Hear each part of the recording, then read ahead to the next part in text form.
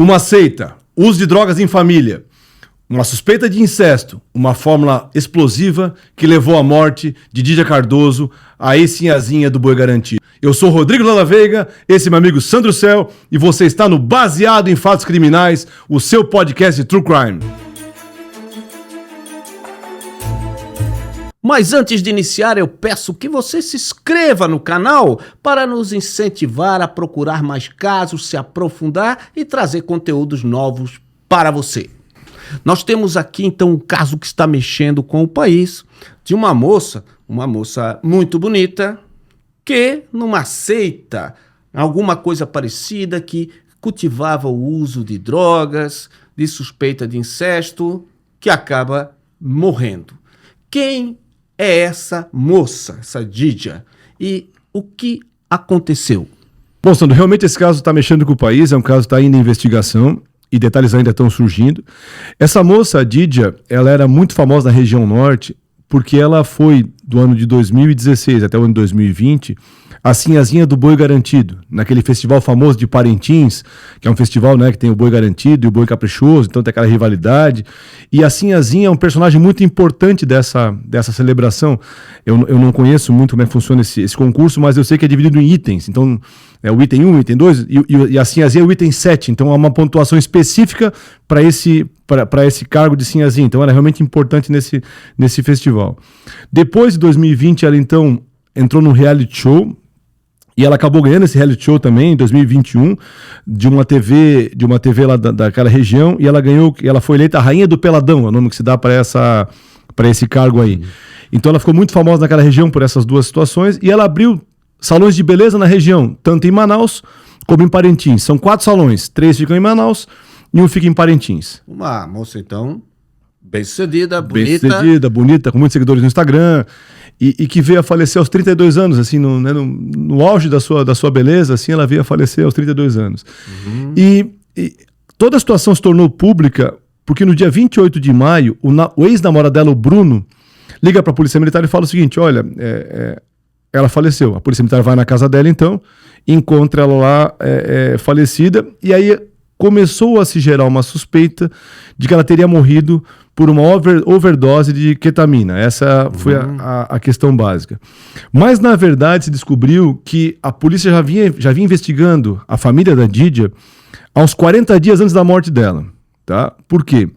Familiares da própria Dídia fizeram um BO na delegacia de polícia, dizendo o seguinte: olha, a Dídia está numa situação de uso de droga muito profundo, ela não consegue se mexer, ela não consegue andar, ela está realmente debilitada.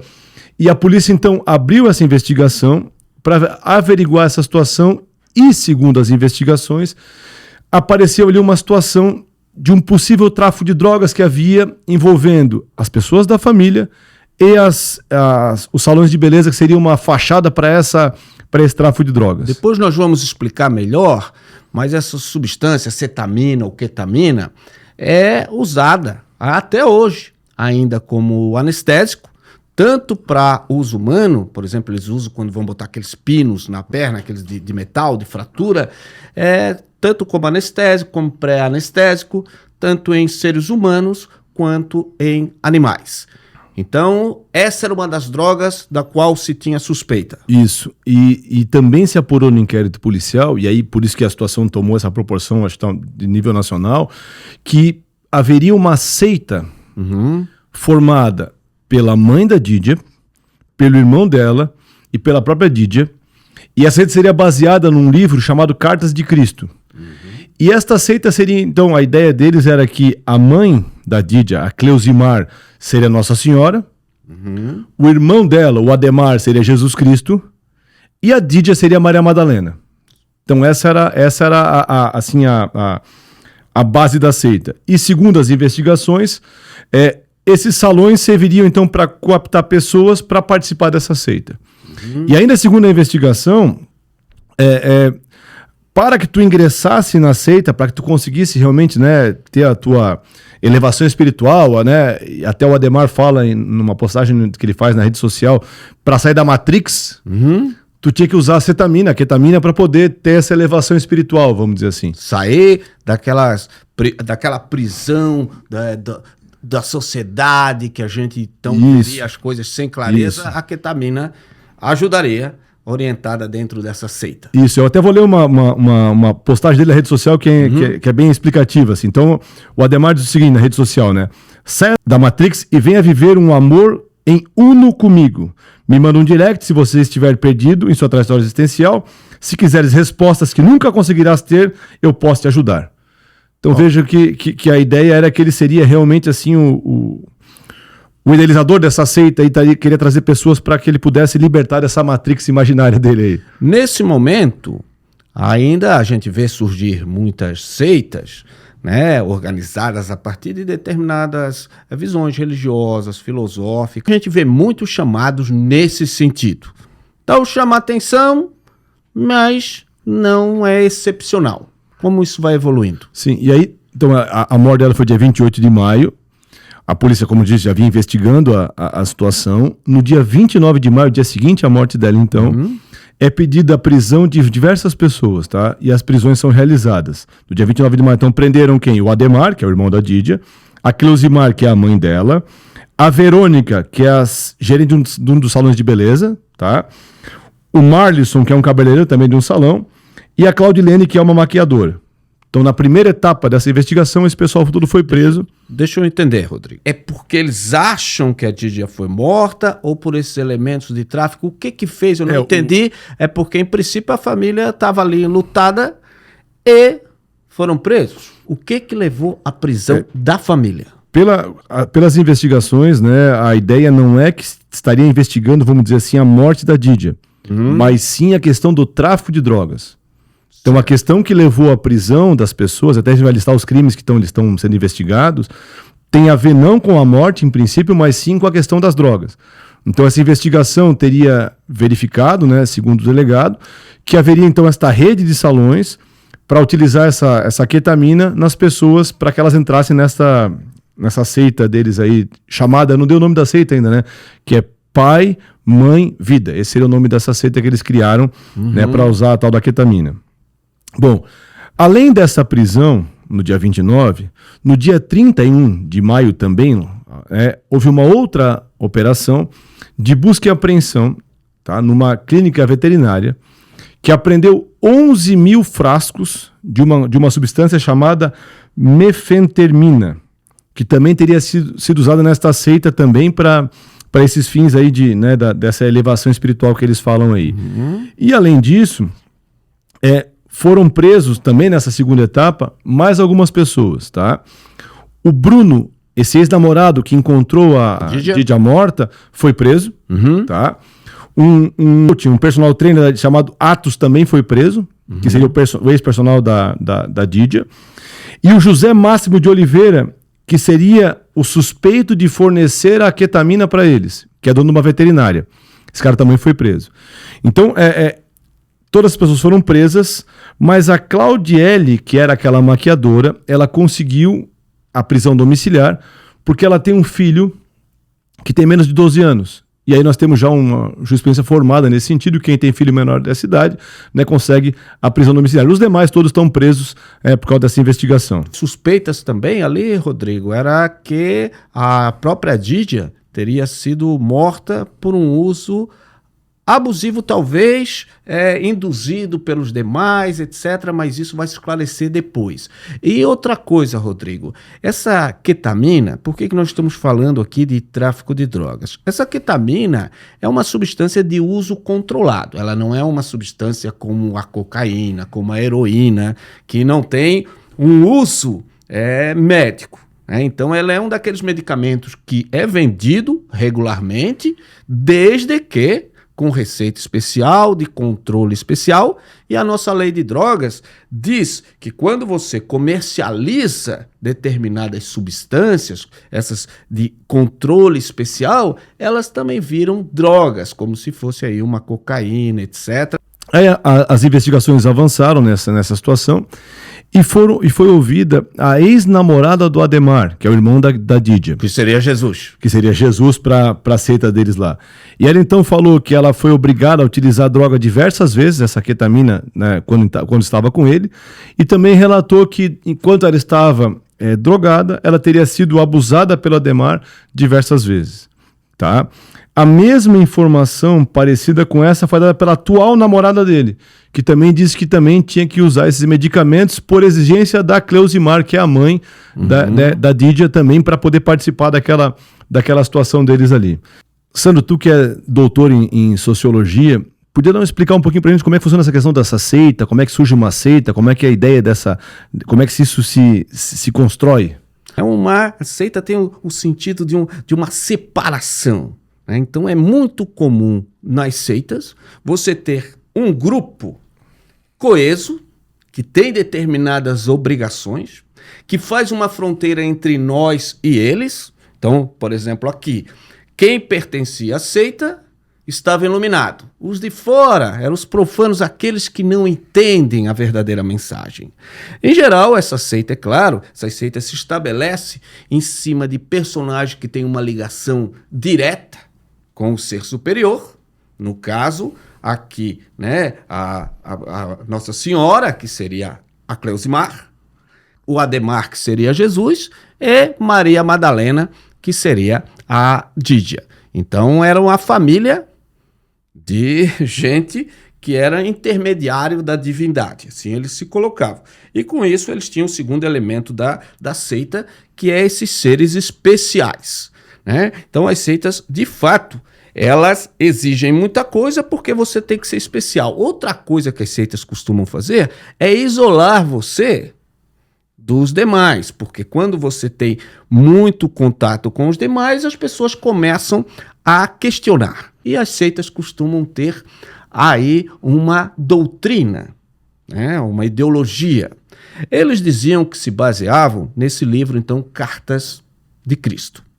Eu li esse livro, né, li com cuidado esse livro, que eles diziam, o Adhemar disse, olha o que está escrito nesse livro.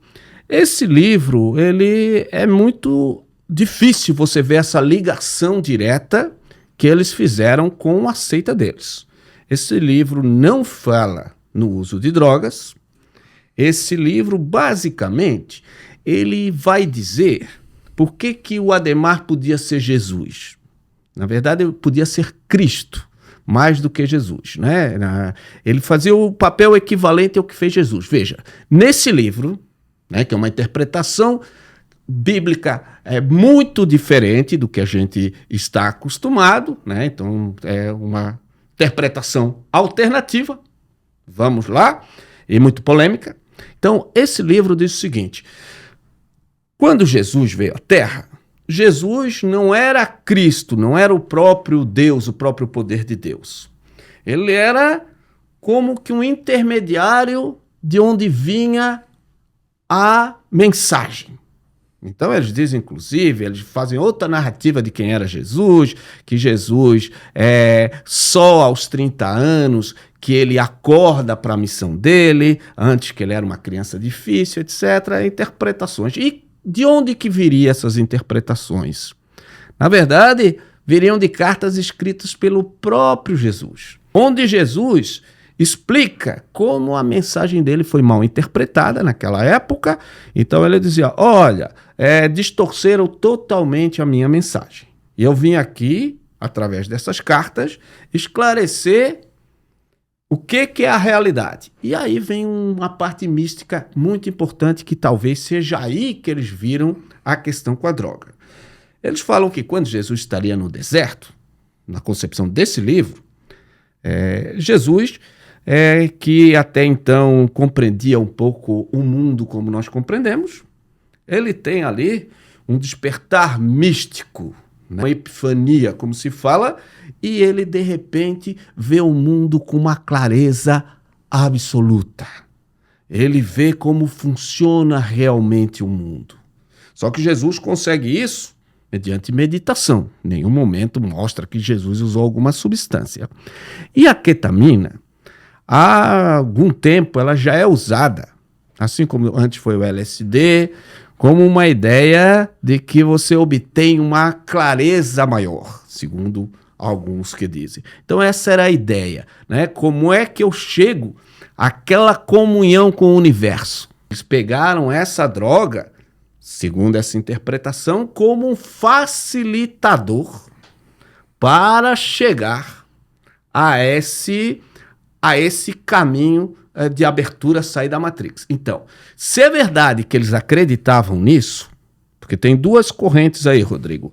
Uma que diz que eles apenas usavam essa ideia de seita para traficar e consumir, e outro que diz que eles de fato acreditavam, em alguns momentos parece, que eles de fato acreditavam na própria história. Então eles começaram em determinado momento a crer que aquela droga colocava eles numa comunhão com o universo, como um canalizador da potencialidade divina, e com isso eles podiam ter sucesso, eles podiam ter beleza, eles poderiam ter qualquer coisa que eles imaginassem, porque isso era o poder do universo que eles falavam. Então é uma apropriação, essa seita é uma apropriação de um livro, uma interpretação bastante alternativa desse livro, que em si já é um livro bastante alternativo, bastante polêmico.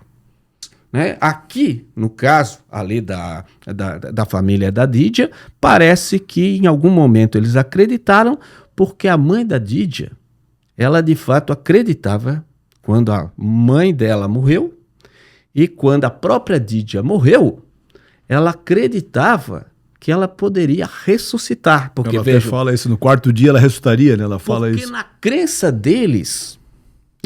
deles, nada é impossível. Jesus ressuscitou e veja, eles dizem, Jesus não era Deus. Jesus era um representante. A Dídia também era um representante de Deus. Então ela não tinha por que morrer. Então diz que até a reação que ela teve, e depois ela quis ficar um tempo sozinha com o caixão da Dídia, era uma reação de quem parece que acreditou na sua própria fantasia. E isso vai ser muito importante em termos da responsabilização. O que era aquilo? Era uma religião, como nós temos o Santo Daime, como nós temos outra, que usava um método aí não ortodoxo, para lá de não ortodoxo, né, que era a facilitação, também não seria a única, em que as pessoas acreditaram, ou isso tudo não tem nenhum caráter de seita religiosa, nada, isso é apenas uma fachada para proteger uma ideia de tráfico de drogas, porque parece que teria diferença. Rodrigo, eu vi a advogada falando, em princípio, né, a partir do início que se tem, que talvez ela nega que seria uma seita. Nós ficamos um pouco em dúvida sobre se essa seria uma boa estratégia, negar que é uma seita quando em alguns momentos parece que é. O que você acha? A gente realmente discutiu bastante isso porque nós temos o precedente do Santo Daime.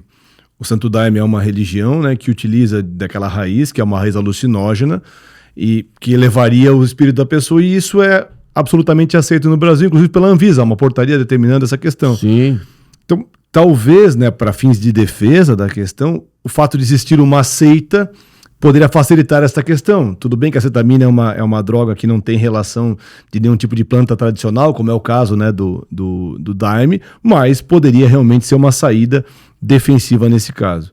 E nós dizemos uma saída defensiva porque a nossa própria lei de drogas, seguindo a Convenção de Viena de 71 sobre drogas, ela diz que não pode ser considerada como droga ilícita aquelas plantas de uso, embora alucinógeno, tradicionais e unicamente em rituais religiosos. Por exemplo, porque senão lá os xamãs das comunidades indígenas, dos povos originários, eles também seriam traficantes ou usuários. Né? Então, em vários lugares do mundo se consome drogas para fins rituais, né? E se entendeu que se proibisse isso, tiraria ali liberdade religiosa e um aspecto da cultura. Sim. E o Santo Daime, claro, foi agregando uma porção de pessoas em torno dessa planta que não teriam nada a ver com os povos originários ou com aquelas tradições. Foram agregando. Então, nós teríamos um precedente. Agora, uma grande diferença é que a Convenção de Viena, e que é adotada na nossa lei, porque o Brasil aceitou esse tratado, essa convenção, e colocou na nossa lei de drogas, mas ela se refere a plantas. Aqui nós temos a ketamina, que é uma insumo químico, né? Um remédio químico. Mas no direito, às vezes se admite o que é chamada de analogia em boa parte, em benefício do réu. Quando diz, olha, embora aqui seja uma planta, a lei falou de planta, mas é para uso religioso também, vamos dizer, os efeitos não são tão diferentes, o que eles querem aqui é o efeito alucinógeno, aqui também. Então, por que dizer que esses podem e que esses não podem? Então, nós teríamos, primeiro, esse precedente. Segundo, que quando a gente apela para questões religiosas, para a liberdade de crença, ela acaba, né, assim, ó, limitando um pouco mais a ação do Estado. Mas nós lembramos que a própria posição do Supremo, em termos de liberdade religiosa, diz que não pode contrariar abertamente a lei. Veja, eu não posso ter no Brasil uma crença que diga que as pessoas podem casar com menos de 14 anos. Seria estupro. Nem com menos de 16, porque a lei não autoriza isso.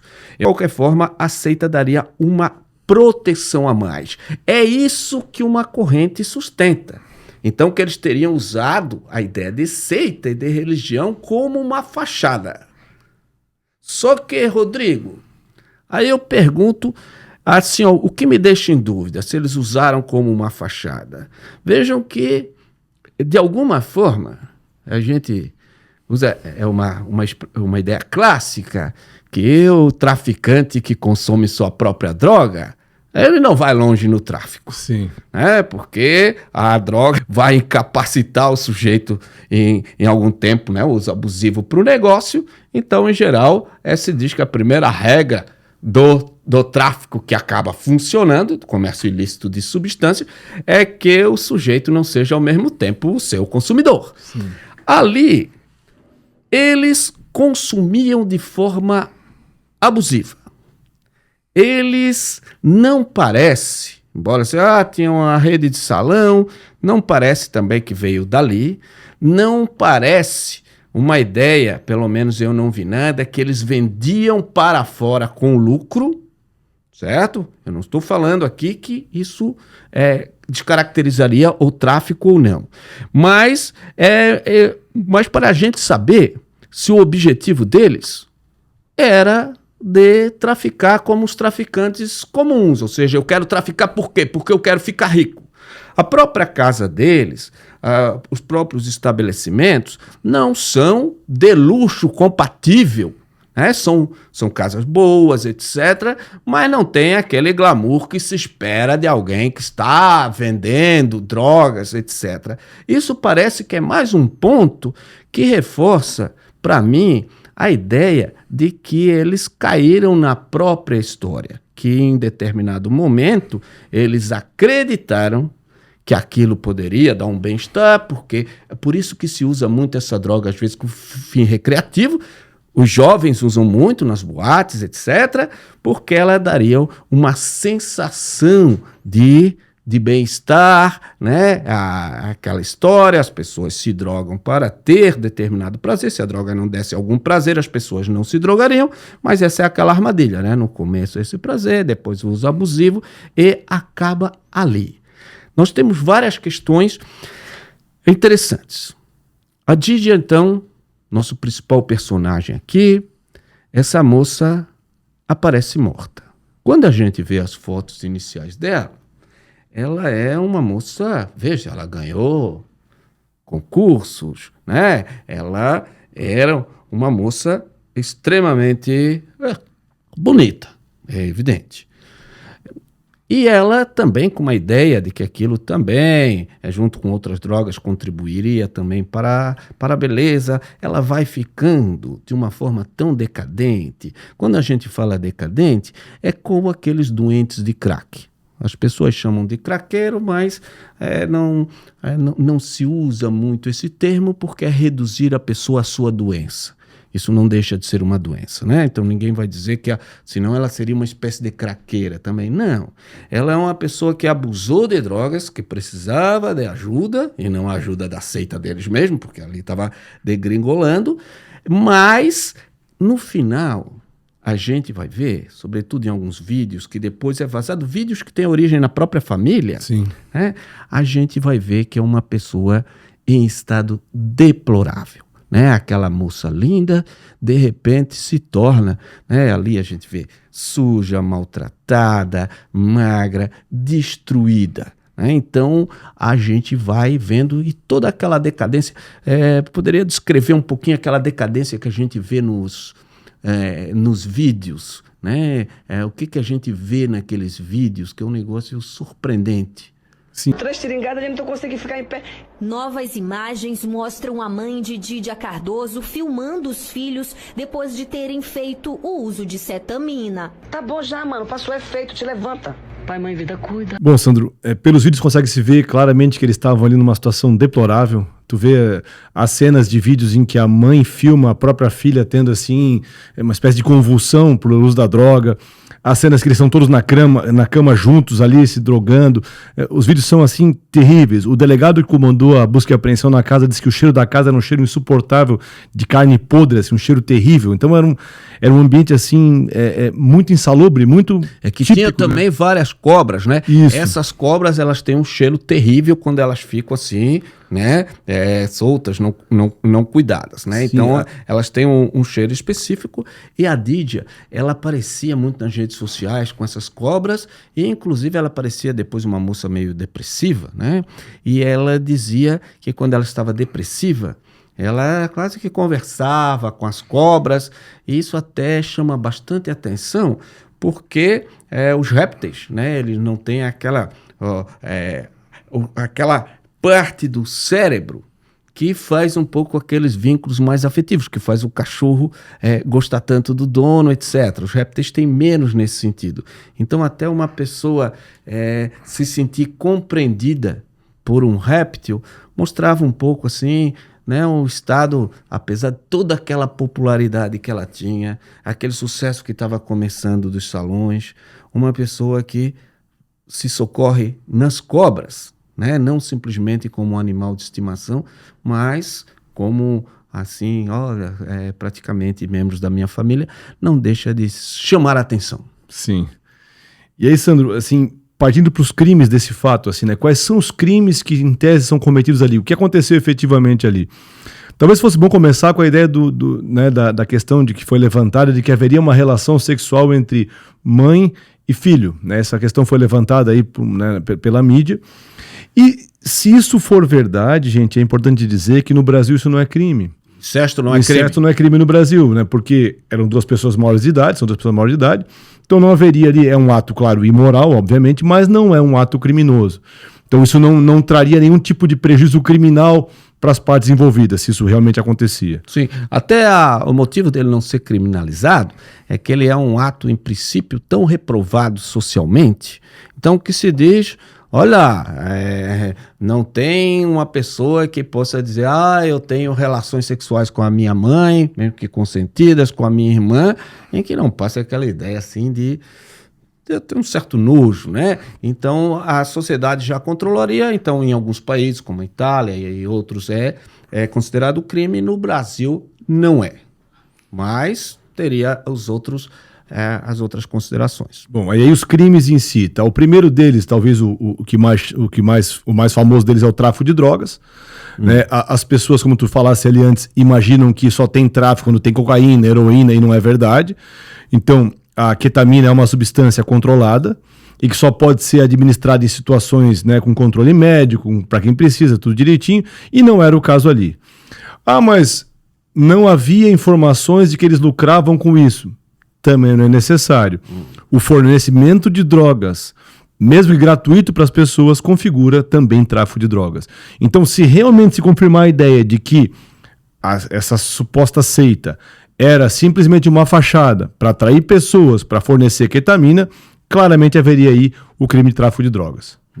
E ainda fica a suspeita que mesmo que fosse para a seita, ainda ia ter aquela questão, né? Se eu poderia fornecer gratuitamente para os membros, né? Que em princípio constituiria tráfico também, porque eu queria dar a droga. O que se discute aqui é por que eu queria dar a droga, né? E aí seria outra coisa, mas aí que eles tentariam dizer que a finalidade era religiosa. Isso.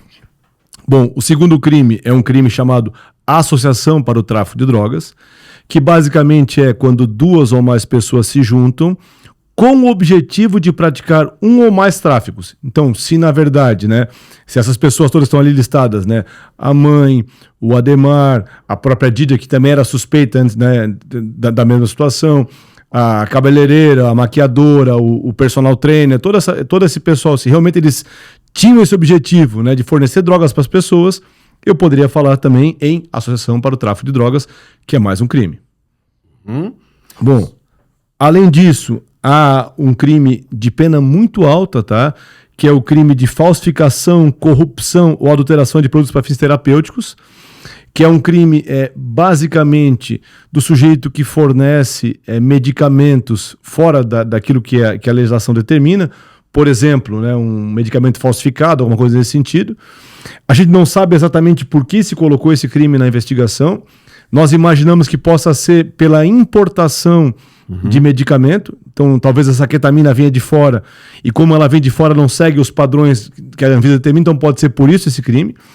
E esse crime é interessante porque ele tem pena de 10 a 15 anos. Enquanto o tráfico de drogas tem pena de 5 a 15. Quer dizer, se eu vender cocaína, se eu trouxer cocaína do Paraguai, vamos supor, e vender no Brasil, em tese, a pena seria de 5 a 15. E se eu trouxer medicamento, ainda que lá seja legal, mas eu trago um medicamento, vamos supor, a Rivotril, que aqui é de receita retida. Aí eu trouxe, suponhamos que no Paraguai fosse liberada a venda. Aí eu trago lá 100 tubos de Rivotril para acalmar a rapaziada, né, de Florianópolis inteira. E esse crime é maior do que se eu tivesse trazido cocaína? Exatamente isso. Exatamente isso. Então, até uma discussão, né, Sandro, a gente, na aula dessa matéria, há uma discussão se há casos em que os tribunais aplicam a pena do tráfico para esse crime aí, justamente por aquela questão de proporção, de proporcionalidade das questões. Temos aqui um outro crime que seria o aborto. Aí eu vou explicar um pouquinho melhor essa história. Uma das mulheres que teria membro dessa seita aí, que seria a ex-namorada do Ademar, do Jesus, do Jesus para a seita, né? Ela estava grávida e, segundo se ventilou nas investigações, ela teria tido um aborto dentro lá da casa deles. E aí eu teria, em tese, um crime chamado aborto sem o consentimento da gestante, ou seja, que um terceiro provocou o aborto nesta mulher sem que ela quisesse. Então, está sendo investigado. Isso é bastante interessante. Primeira cena é outra cena de decadência. Essa menina, quando é resgatada, ela além de estar toda suja, toda assim, ó, com aquele estado de droga, de dependência de droga muito grande, também estava com as coxas sujas de sangue. E a partir daí é que se descobre que ela teria passado por um processo abortivo, e aí vem uma questão que para nós é relevante. Se ela, suponhamos que ela tomou a droga voluntariamente, e aí ela abortou, sem querer. O aborto sem querer não seria crime, que seria um aborto culposo. Se ela tomou para abortar, crime. Crime, mas é autoaborto. O autoaborto. Se o outro ajudou ela porque ela queria abortar, outro crime, né? O aborto com consentimento da gestante. E finalmente, que parece que se acusa, é que havia lá, forçaram ou enganaram ela e estavam abortando aquela criança sem o consentimento dela. Nesse caso, nós temos uma pena mais alta, que é daquele que provoca aborto sem que a gestante queira.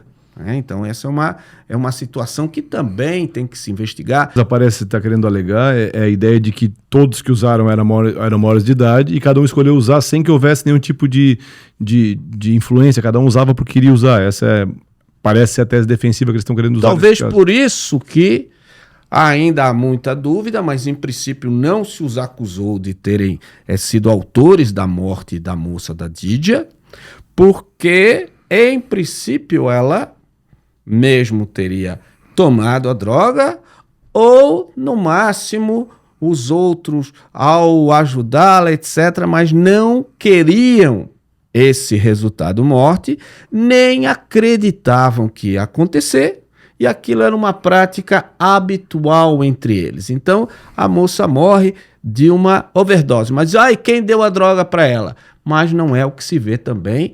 Em geral, quando alguém no mundo do tráfico, no crack, etc., morre, não se costuma também acusar quem vendeu a droga para ele por homicídio, necessariamente. Sim. Né? Então, essa era a discussão que tinha. A Dídia morreu de que forma? É quem que aplicou, com que objetivo? Porque aqui nós temos uma complexidade incrível que nós vamos ter que tratar também, que era se eles eram capazes.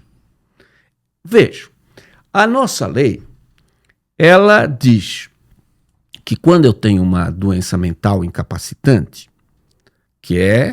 e que me impede de, no momento que eu faço o ato, de me controlar ou de saber o que eu estou fazendo, eu poderia até ser isento de pena.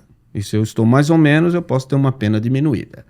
A lei de drogas diz a mesma coisa.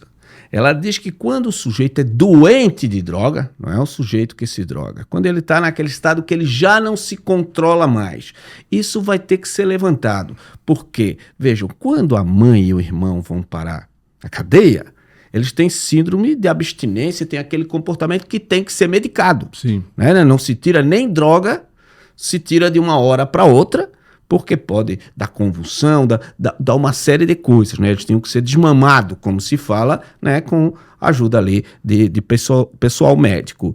Então, a grande questão é saber se quando isso aconteceu, eles ainda estavam no estado que eles eram capazes de entender e se controlar. Ou eles tinham duas coisas. Eles tinham, de um lado, que já eram muito estragados pelos efeitos nocivos da droga, tomada com abuso por tempo prolongado e misturada com outras coisas, e ainda a ideia de que eles acreditavam firmemente de que não estavam fazendo nada de errado, porque aquilo era uma ascensão. Eles queriam, na verdade, que a Dídia, por exemplo, tivesse um contato mais pleno com a divindade. Então, são duas questões que vão ser colocadas. Por isso que a defesa até chamou já psiquiatras, que tem que ser mesmo. Sim. O próprio juiz poderia dizer, nós precisamos de psiquiatra, que é para saber se essa gente está completamente fora da casinha, já é aí danificado pelas drogas, sim, ainda que temporariamente. E vejam, quando a gente está colocando até a Dídia aí como vítima dessa situação, porque em princípio a Dídia participava da mesma forma. O que eu estou dizendo é que se tivesse morrido a mãe, se tivesse morrido o irmão, nós teríamos o mesmo problema, porque todos esses adultos maiores e capazes, essa família, eles eram seres ativos, né? Nessa seita. Né? Nessa seita e nessa questão aí das drogas. Tanto é que há 40 dias eles já eram investigados pela polícia, inclusive a Dídia, né? Por essa possível aí associação para o tráfico de medicamento. Então vejam, qualquer pessoa ali poderia ter acontecido isso, tal o grau de abuso que eles chegaram. Sim. Essa ideia, aprofundando só um pouquinho, da ketamina, eu procurei, né, assim, artigos científicos, em entrevistas, e eu sei que, inclusive, essa ketamina é usada sob estrito controle médico. Tem, inclusive, estudos da Universidade de Yale, né, nos Estados Unidos, do hospital, de um pesquisador sênior, e que ele mostra que é possível fazer terapia de estresse pós-traumático. Ela é bastante usada, inclusive lá já dizem que tem um abuso de clínicas que acabam oferecendo de forma muito fácil.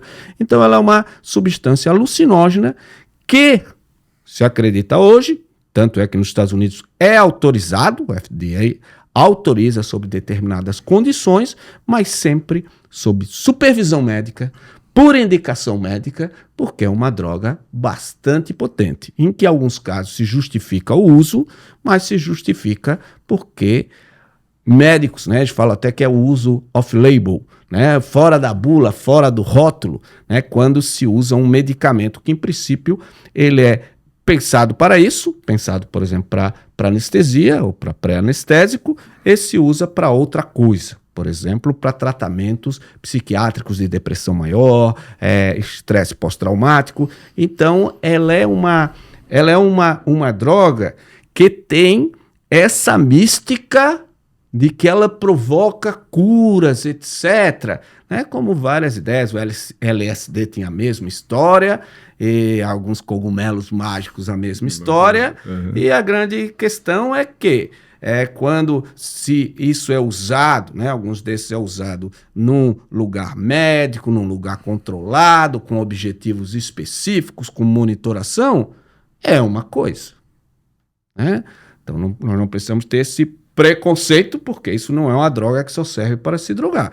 Agora, é claro, isso é coisa para médico decidir dentro dos protocolos próprios dos médicos.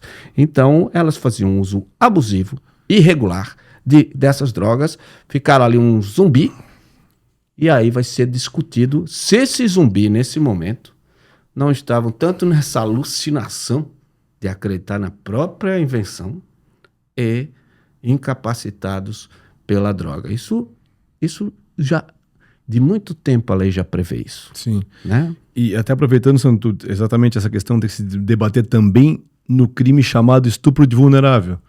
Porque há uma acusação, né, que foi feita também, está sendo investigada também, de que mulheres eram drogadas e, enquanto estavam assim, eram abusadas sexualmente. Uhum. E aí agora, eu usei ketamina, eu usei essa substância, a outra pessoa também usou, e agora eu faço sexo com ela. Isso é ou não é estupro de vulnerável? Essa discussão é bem interessante. Sim, porque a questão é como duas pessoas que saem para beber junto, as duas estão bêbadas e depois elas têm relação sexual. De certa forma, as duas estavam vulneráveis. Uma das possibilidades é nós falarmos de um estupro recíproco. Porque se você disser, mas a outra pessoa está vulnerável. Mas veja, se eu tenho um caso assim, se a questão foi essa, nenhum dos dois teria se drogado, vamos supor, para fazer nada de errado. Mas eles estavam lá e se drogaram. Então estavam os dois vulneráveis. Tanto é que se fosse ele que fosse abusado, seria estupro também. E aí os dois têm relação. Aí fica essa complicação. Quem que é vulnerável? Não é necessariamente porque é o homem ou porque é a mulher. A vulnerabilidade tem a ver com a incapacidade de você compreender aquilo.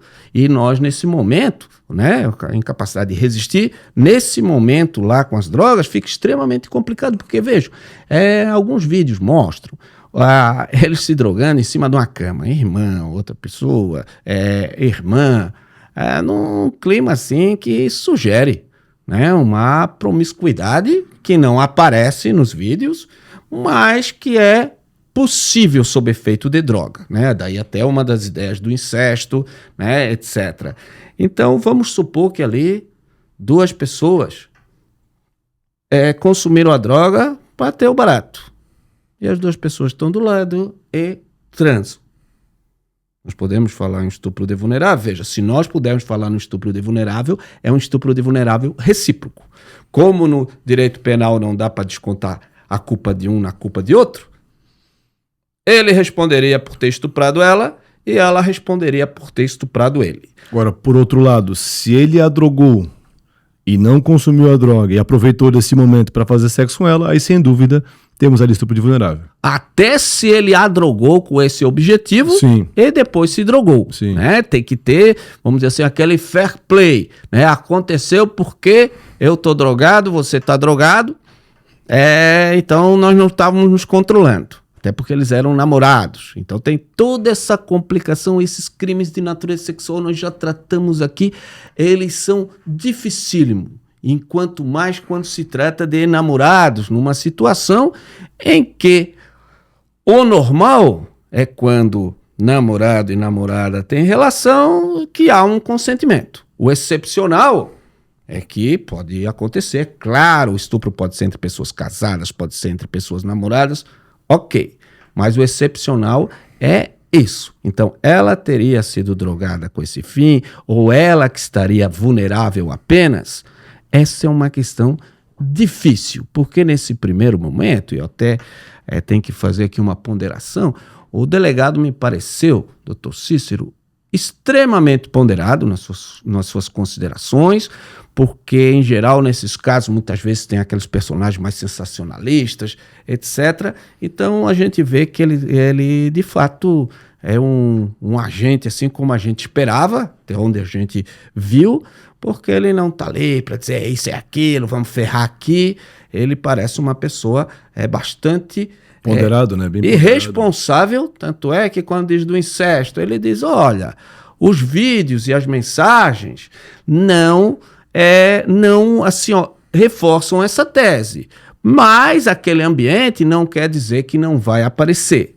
Isso é muito importante, né? Isso é muito importante porque quando o investigador já diz antes aquilo que ele tem que descobrir, a tendência é que ele tenda a querer muito ver aquilo, né? Então, aí... Que bom que nós temos aí um funcionário público, um delegado. Então, em princípio, certo para um caso difícil. Além disso, temos também a investigação de charlatanismo. Né? O charlatanismo é aquele crime em que a pessoa anuncia uma cura infalível que ela sabe que não existe. Então, qual seria a ideia?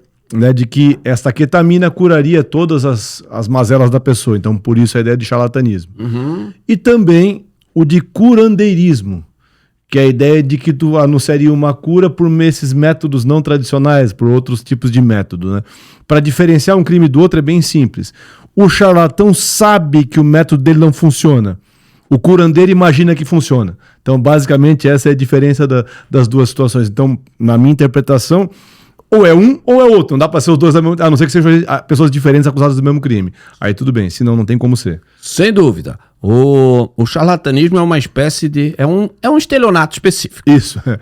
É um estelionato da cura. Estelionato da cura. Que é muito comum, nós temos médicos também, alguns até sustentam que esse crime seria próprio de médico, né? Mas a maior parte não pensa assim, o nosso código não diz que ele é próprio de médico, inclusive tem uma médica em São Paulo que foi condenada por uma determinada substância que ela disse que curava o câncer sem nenhuma respaldo científico. Então se entendeu, porque você está se aproveitando ali do estado também de vulnerabilidade dos demais. Bom, no caso deles, nós temos uma situação diferente. Parece mais o curandeirismo. E o curandeirismo, vários autores sustentam que ele é até inconstitucional. Por que eles sustentam isso? Que ele não teria sido recebido pela nossa Constituição atual. Por que eles sustentam? Porque o curandeirismo é um crime que surgiu no Código de 90. Um código de 1890, que era o código antes desse nosso, que é de 1940. Tá? O curandeirismo era justamente, tinha aquele preconceito com as religiões diferentes. Inclusive, eu diria, praticar espiritismo, adivinhação, etc.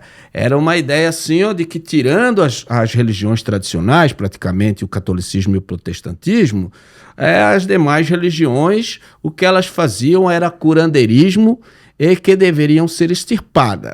Com a ideia de liberdade religiosa, a pessoa, senão nós não teríamos aí até o Santo Daime, não teríamos tantas outras religiões que dizem, se você tomar essa água, se você tomar o passe, se você participar da nossa corrente, senão nós não poderíamos ter nada disso, porque tudo isso seria curandeirismo.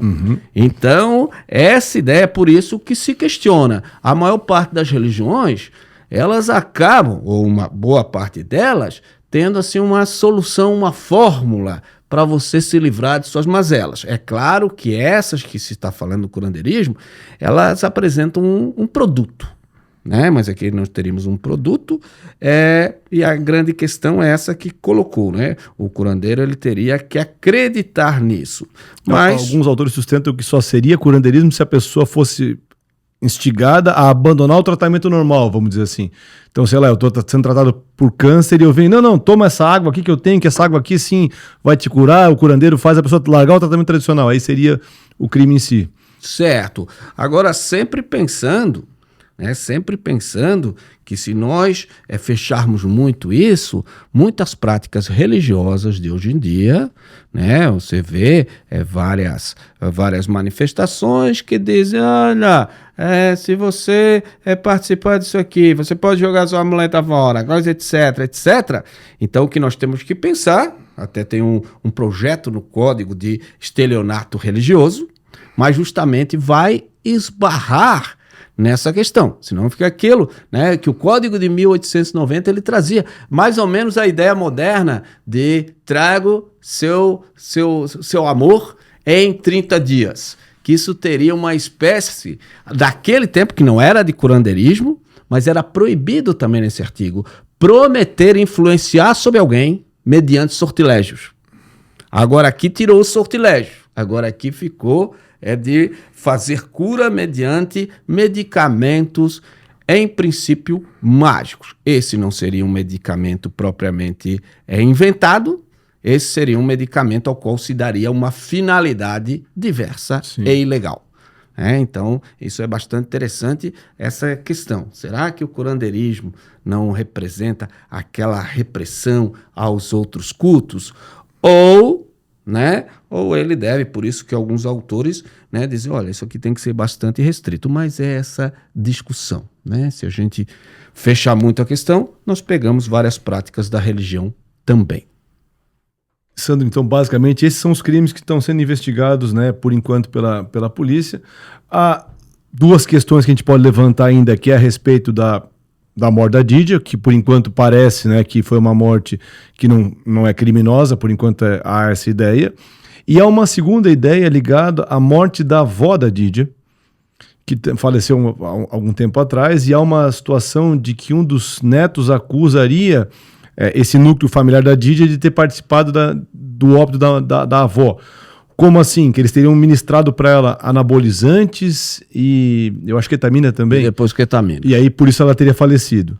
Então isso também está sendo investigado, mas por enquanto não há nenhuma investigação dizendo que isso realmente aconteceu, é simplesmente uma suspeita sobre isso. Tá? E para a gente ser assim bem honesto com a situação, porque a gente tem aqui muito mais lado da polícia, nós temos também o lado da defesa. A defesa da Didia, ela fez uma coletiva de imprensa em que se sustentou o seguinte, basicamente, que não havia seita, que na verdade a família Cardoso, em especial ali, o Ademar, a Didia e a Cleusimar, eles perderam o controle, eles eram viciados em droga e perderam completamente o controle sobre aquilo. Então eles usavam drogas porque eles realmente ficaram viciados naquilo e que não influenciavam ninguém a usar droga, cada um usava droga porque queria usar. E há uma questão de que foram encontradas nos salões de beleza seringas, sem agulha, só seringas. E que aquilo não tem nada a ver com essa ideia de seita, que na verdade era usado para dosar tintura de cabelo, para dosar cremes de beleza, então não teria nada a ver com essa questão. E que os salões serviam só para aquilo. E que somente na casa da família que havia o uso de droga. Então a defesa, ela mostra que a ideia é que a família realmente se perdeu nessa história da suposta seita, que fez uma interpretação errada desse livro, Carta de Cristo, e estava ali vivendo aquela loucura coletiva ali usando drogas. Então basicamente essa é a visão da defesa, e que não haveria nenhum crime nenhum ali acontecendo. Eu tendo. Assim, gente, em primeiro lugar, ninguém sabe exatamente o que aconteceu. Essa questão é tão complexa que quem está investigando ainda não sabe. Então, o que a gente tem que ser ponderado também. Porque, veja, é pesado dizer que havia incesto, é muito pesado dizer que, por exemplo, quiseram matar a mãe, quiseram matar isso, porque muitas vezes a gente vê nesse atropelo que muita gente quer falar, muita gente quer espaço, muita gente quer interpretar aquilo que não dá para interpretar, porque nós não conhecemos as pessoas. Eu vejo pessoas, às vezes, em alguns canais, que já estão até dizendo qual era a psicologia de cada um, mas como assim você não... Isso é quase um curandeirismo, porque para eu ver a solução para os outros, ou fazer um diagnóstico, os profissionais levam tempo e precisam ali escutar as pessoas. A gente, por enquanto, é claro, nós estamos com uma versão, eu tendo a acreditar que, de fato, eles são pessoas que se perderam na própria fantasia. Porque, vejam, um dos objetivos era eles ficar mais bonitos, mais fortes. Mas você vai vendo que eles perderam a noção de realidade.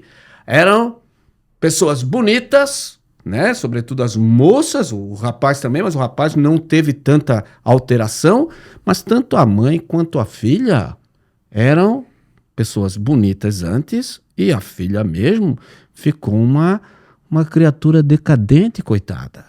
Então, você acreditar, veja, a dissociação com a realidade é quase igual a uma pessoa que é anoréxica, que ela olha para o espelho e continua se sentindo gorda. Aqui era o contrário. Elas se olhavam no espelho, tem até uma cena que a mãe se olha no espelho num dos vídeos, e elas estão se sentindo que estão melhorando, quando na verdade para as outras pessoas elas estão ficando com aquele jeito de pessoas drogadas. Então eu acho que num caso como esse, não é só um caso de acusar. Hoje a gente tem muitas pessoas que entram pelo caminho das drogas, que no começo acham que podem controlar, no começo abusam, né, dessa droga, mas é um negócio mais controlado e depois perde completamente a noção. Então, resta saber isso, né? Resta saber isso. De forma responsável, creio que ninguém pode ter interesse em que eles sejam condenados, que sejam absolvidos. É uma visão honesta, de esclarecer. Nós temos um drama familiar de uma mãe que inclusive acreditava que podia ressuscitar a filha, que queria ficar 10 minutos sozinha com ela, de forma misteriosa, e depois se descobre que ela acreditava que poderia fazer algumas mandingas, alguns rituais para ressuscitar a filha. Então vejo a dissociação com a realidade que está essa mulher, porque ela diz mais ou menos, né, no livro, ela faz aquela interpretação: se Jesus ressuscitou Lázaro, por que ela não poderia ressuscitar a sua filha?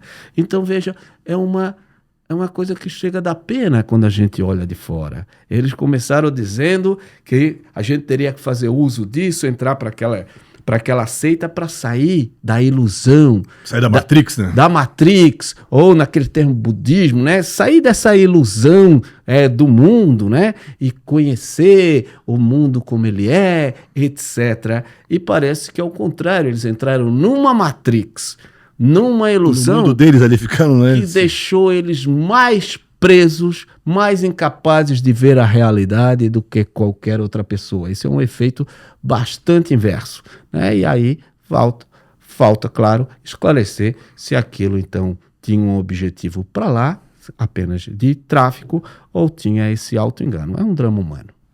Bom, Sandro, acho que isso a gente termina o nosso episódio de hoje. Pessoal, obrigado e até o próximo episódio. Isso, pessoal. Então, se inscreva para que a gente, né, faça mais debates assim, comente ali embaixo, que a gente gosta muito de dialogar. Nós estudamos bastante os casos para não falarmos nada sem antes refletir e sem antes pesquisar, mas é claro, às vezes a gente pode escorregar um pouco. Você bota ali seu comentário: discordo disso. E também nós gostamos quando você interage com a gente, porque estamos todos aqui para aprender. Então, muito obrigado e até semana que vem. Valeu, pessoal.